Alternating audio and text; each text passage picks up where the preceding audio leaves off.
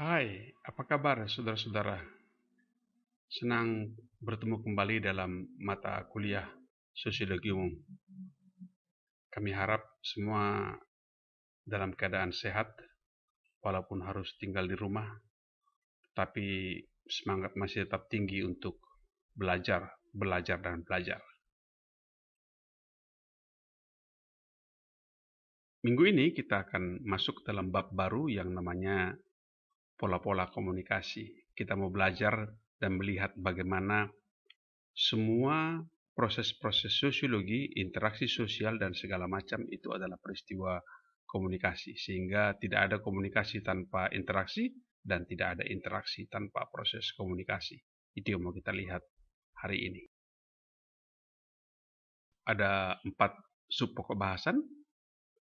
Pertama-tama kita akan melihat pengertian komunikasi, kemudian kita akan melihat tipe-tipe komunikasi, dan ketiga, kita akan melihat bagaimana perbedaan kebudayaan itu juga mempengaruhi peristiwa komunikasi, dan tentu saja sebagai anak milenial, Anda pasti tertarik melihat bab keempat ini, komunikasi yang dimediasi oleh komputer, dan bagaimana konsekuensinya.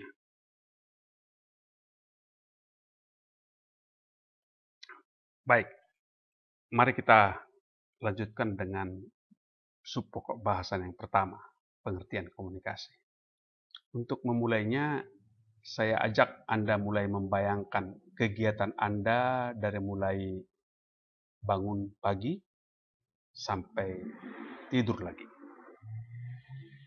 Bangun pagi, barangkali ada di antara Anda yang sholat, bersembahyang, berdoa, kemudian mulai buka HP, barangkali juga mengganggu temannya yang lagi tidur. Kemudian Anda berpikir mau apa hari ini, kemudian Anda pergi kuliah, Anda ngobrol dengan teman Anda kemudian menelepon orang tua Anda, itu semuanya adalah peristiwa-peristiwa komunikasi. Sehingga satu penelitian menunjukkan bahwa 70% aktivitas mahasiswa adalah berkomunikasi. Dan banyak orang bilang bahwa semakin tinggi posisi seseorang dalam organisasi, maka semakin banyak waktunya yang digunakan untuk berkomunikasi. Kalau Anda perhatikan, tentu saja kalau dia manajer, maka pekerjaannya adalah memimpin rapat, menandatangani surat, memberikan perintah, mengevaluasi, membaca lapor, dan segala macam. Itu adalah peristiwa-peristiwa komunikasi. Tentu saja berbeda dengan seorang petani yang lebih sedikit peristiwa komunikasi dialaminya sehari-hari. Dia tidak berkomunikasi dengan tanah, dia tidak berkomunikasi dengan paculnya, dan segala macam. Jadi, komunikasi itu merupakan peristiwa yang sangat penting bagi seseorang. Dan secara sosiologis, kita bisa melihat banyak sekali peristiwa-peristiwa sosial yang kita ekspresikan dalam bentuk komunikasi. Ketika kita berbicara kekuasaan, kekuasaan itu diekspresikan dalam komunikasi. Struktur sosial bisa kita lihat dalam hal komunikasi. Siapa yang memberikan perintah, siapa yang diperintah. Kita juga bisa melihat bahasa turut menggambarkan status sosial. Kalau Anda mengerti budaya Jawa atau budaya Sunda atau budaya Bali, Anda bisa melihat di situ bahwa dalam budaya tersebut orang mempergunakan bahasa yang berbeda atau kata-kata yang berbeda ketika dia berbicara dengan orang yang sama stratanya. Dibanding berbeda dengan kalau dia berbicara dengan orang yang lebih tinggi stratanya. Jadi banyak peristiwa-peristiwa sosial itu diekspresikan lewat komunikasi, dan banyak sekali yang kita pelajari dalam sosiologi ini sebenarnya bisa kita tangkap bagaimana itu diekspresikan lewat peristiwa komunikasi. Untuk memberikan definisi tentang komunikasi, saya mengajak kita melihat 4 kasus ini. Kasus yang pertama ditulis oleh Wright. Dia bilang, komunikasi kunci pernikahan bahagia. Segarkan pernikahan Anda dengan komunikasi yang intim. Kasus kedua datang dari Stoner dan Wankel. Dia bilang, komunikasi yang efektif sangat penting untuk manajer. Komunikasi merupakan proses di mana fungsi-fungsi manajemen dilakukan. Komunikasi merupakan aktivitas yang paling banyak mengkonsumsi waktu manajer. Kasus ketiga saya ambil dari Kompas. Kompas membuat sebuah laporan tentang bagaimana menangani konflik Ambon. Anda tahu tahun 2000-an itu di Ambon ada konflik yang sangat kejam sehingga membelah masyarakat Ambon menjadi 2 bagian. Mereka tidak saling berbicara, mereka saling curiga satu sama lain, dan mereka tidak berinteraksi. Ada komunitas dari luar Tual, dari Jakarta, kemudian mendirikan posko di Tual. Di posko itu disediakan air panas dan kopi, teh, dan makanan ringan lainnya. Mula-mula orang tidak datang, hanya melihat saja.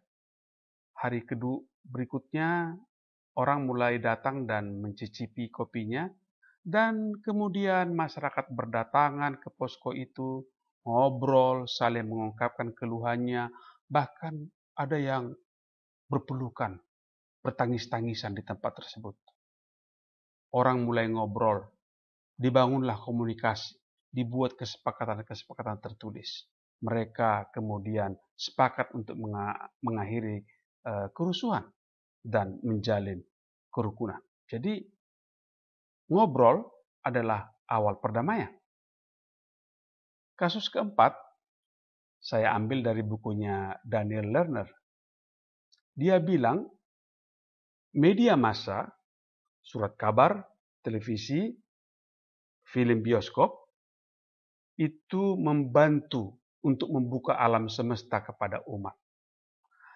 Lewat media massa, orang bisa tahu apa yang ada di balik kampung mereka, yang ada di kota, di negara lain, dan segala macam.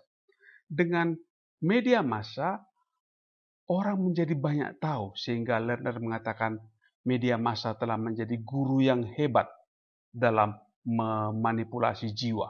Manipulasi jiwa artinya bagaimana kemudian mereka diperbarui lewat media massa itu. Mereka bisa tahu London tanpa harus terbang ke London. Itu kata Lerner, sehingga memang benar-benar media massa itu membukakan alam kepada umat manusia. Apa yang bisa kita simpulkan dari 4 kasus tadi? Kasus di keluarga, kasus di organisasi, kasus di komunitas, maupun kasus pembangunan negara.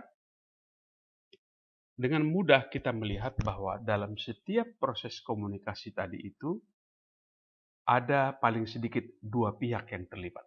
Paling sedikit 2. Bisa lebih dari 2 tentunya. Kemudian pada peristiwa itu ada informasi yang dipertukarkan. Ada yang memberikan informasi, ada yang menerima informasi. Jadi Anda bisa lihat itu, baik di keempat peristiwa itu ada informasi yang dipertukarkan pihak-pihak yang terlibat itu. Dan yang ketiga adalah ada perubahan. Ada sesuatu yang baru sebagai hasil informasi itu. Ada peristiwa komunikasi membuat orang makin pintar, orang jadi terhibur, orang jadi senang, orang jadi tergugah, orang jadi sadar. Itulah sesuatu yang baru sebagai hasil dari peristiwa komunikasi. Anda bisa melihat sesuatu yang baru ini pada keempat kasus yang Anda lihat di depan. Jadi apa kesimpulan Anda? Saya ajak kita melihat 4 unsur yang pasti ada dalam peristiwa komunikasi. Semua peristiwa komunikasi pasti melibatkan partisipan. Paling sedikit partisipannya itu 2, ada pengirim dan ada penerima. Unsur kedua dari komunikasi adalah pesan. Ada yang dikirimkan oleh pengirim kepada penerima, namanya pesan. Unsur yang ketiga adalah saluran, yaitu bagaimana cara menyampaikan pesan itu dari pengirim kepada penerima. Ada yang lewat telepon, ada yang lewat surat, ada yang lewat obrolan langsung, ada yang lewat kentongan barangkali, dan macam-macam. Itu salurannya. Dan yang keempat, komunikasi itu punya efek. Ada orang yang jadi makin gembira, ada orang yang jadi sedih, ada orang yang jadi makin tahu, ada orang yang semakin pintar, ada komunikasi yang membuat orang menjadi bergerak untuk melakukan sesuatu. Jadi ada 4 unsur komunikasi itu. Ada partisipannya, paling sedikit 2, ada pesan-pesannya, ada salurannya, dan ada efeknya, ada akibatnya.